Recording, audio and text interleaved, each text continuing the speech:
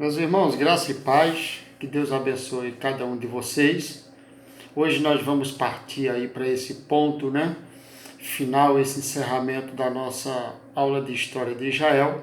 E agora nós vamos dar início àquele período que nós falamos que falaríamos a partir de hoje, nessa aula final, partindo aí para o desfecho final da história, principalmente no período, antigo da história de Israel, nesse período ali do reinado de Israel e da divisão do Reino Unido e também o final do Reino Dividido, ou seja, ali desde o período de 931, que o reino já estava dividido, até porque o unido nós já falamos muito, até o ano, por definitivo, 587 de Judá ali, do Reino de Judá. Mas vamos, excepcionalmente, aí agora tratar sobre a ideia do cativeiro babilônico, confirmando que nos vídeos anteriores nós já falamos bastante, exploramos bastante essa área aí, justamente essa parte aí desse período até o ano 587 foi bastante explorada. Então, nesse último império aí de Israel, ou nesse último reinado de Israel, que é o reinado de Judá, nós tivemos justamente aí a sua tomada, ou seja, quando surge ali o período do cativeiro babilônico, ou conhecido como o exílio babilônico, ocorrido ali no século 6 a.C., nesse período ali, ou seja, um dos mais importantes, da história da civilização que nós chamamos hebraica, ou seja, esse fato ocorreu ali na época em que a cidade de Babilônia, que hoje ela é situada no Iraque, ela é situada no Iraque, e sua área geográfica ali pertence exatamente ao Iraque, passou a instituir-se ali como um poderoso império na região do Oriente Médio, sob a liderança do poderoso rei Nabucodonosor II, além das fontes arqueológicas, as fontes dos livros históricos e proféticos da Bíblia, como os livros de Daniel, o livro de Ezequiel, Jeremias, Neemias e Esdras, são de importância salutar para a compreensão justamente dos acontecimentos que marcaram esse momento. Eu me refiro ali a esse período do século VI, até o século IV, ali o meado do século IV para o seu final ali, esse período aí, digamos que de 150 anos aproximadamente, desde o ano 537 até o ano, na verdade, um pouquinho mais à frente, que é quando Nabucodonosor toma, vamos colocar em torno de 200 anos, a tomada e a chegada de Ciro, rei da Pérsia. Então, a primeira grande ideia acerca disso aí, ou grande deportação, melhor dizendo, ocorreu justamente no ano 598, Nessa fase aí houve o saque do templo de Jerusalém, mas não sua destruição. Esse período aí é um período que vai ser uma investida de Babilônia, justamente nesse grupo aí de sacerdotes, de profetas. Esse grupo aí são levados cativos para a Babilônia.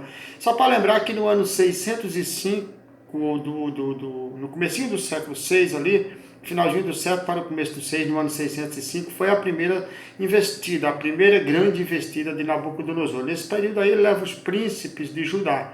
E aí você conhece a história porque o próprio livro de Daniel, que é o profeta que acredito aí teologicamente, historicamente falando, dentro desse estudo teológico acerca das profecias, acerca também desse assunto histórico, desse fato histórico aí de Babilônia, que foi quem tomou o reino de Judá, nós acreditamos, historicamente falando também, que Daniel ele vai para a Babilônia no ano 605 e até o ano 530 aproximadamente, Daniel está ali como profeta dentro de Babilônia e também como político na Babilônia. Então, acredito aí que uns 75 anos, no mínimo, Daniel ficou ali sobre o Império de Babilônia, porém com poderes lá dentro. E aí você vai ver que a destruição do templo ocorre na segunda leva de deportações efetuada ali no ano 587 a.C., mais ou menos, entre 587 e 586. Ambas foram executadas a mando do imperador Nabucodonosor II nesse período aí, ou seja, responsável também por destruir e subjugar o Império Assírio. ele também vai justamente destruir e subjugar o Império Assírio. Lembre-se que na aula passada nós comentamos, o Império Assírio é exatamente o império que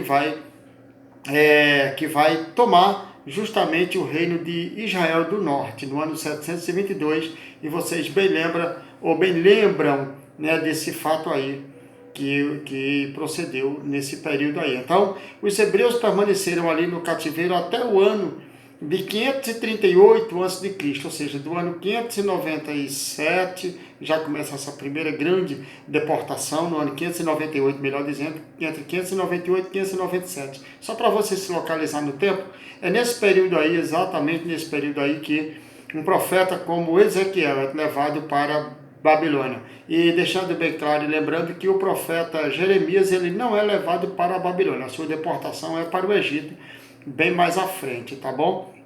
Não é exatamente agora. Acredito que Jeremias é um profeta aí entre o ano 625 a.C.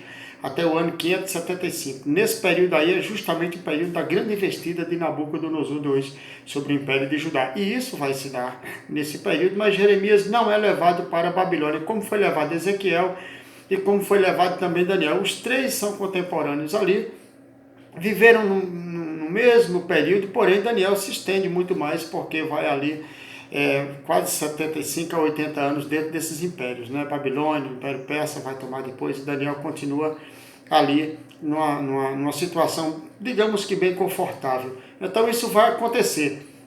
Então os hebreus permaneceram nesse período aí, nesse cativeiro, até o ano 537, 538, antes de Cristo, quando Ciro, que é conhecido como Ciro o Grande, né?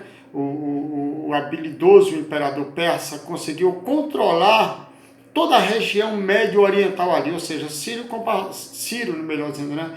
Ele compartilhava do ideal de uma política de respeito às culturas dos povos que conquistava e também permitiu aos hebreus que retornassem à sua terra de origem e aos seus costumes religiosos. Isso aí Ciro vai dar esse privilégio ao povo. Só lembrando que o rei Ciro é citado ali mais ou menos 150 anos antes do seu nascimento pelo profeta Isaías, né?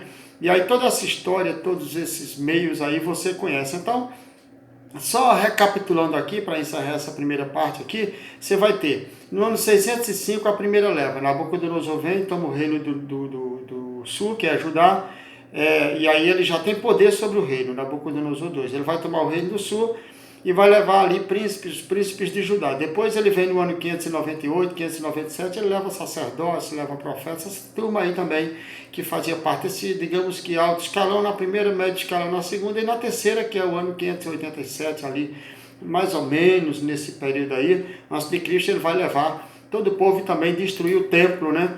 E a cidade fica totalmente destruída também. Vira, digamos que um monturo. E aí vai ser justamente esse período aí que entra a decadência de Judá definitivamente, né? Então esses três períodos aí, sendo que o poder deles já estão desde o ano 605. Porém, pela visão profeticamente falando, você vai ver que isso vai acontecer e vai perdurar aí esse cativeiro por mais ou menos 70 anos, porque vai até o ano 537 ali, 530 entre 538 e 536, durando aí mais ou menos 70 anos de cativeiro, conforme foram profetizados lá atrás pelos profetas que Israel seria cativo da Babilônia. Que viria na verdade, esse rei tomaria o Império de Judá. E aí vai acontecer isso. E então, esse processo aí vai justamente até esse período do ano 538. E aí lembrando que é exatamente nesse período aí que vocês vão ter justamente Esdras e Neemias entrando em evidência. Nesse período aí, Zorobabel também. Né? Nesse período aí vai ter esse grupo que retorna justamente para esse retorno dos judeus, né? Para a sua terra aí.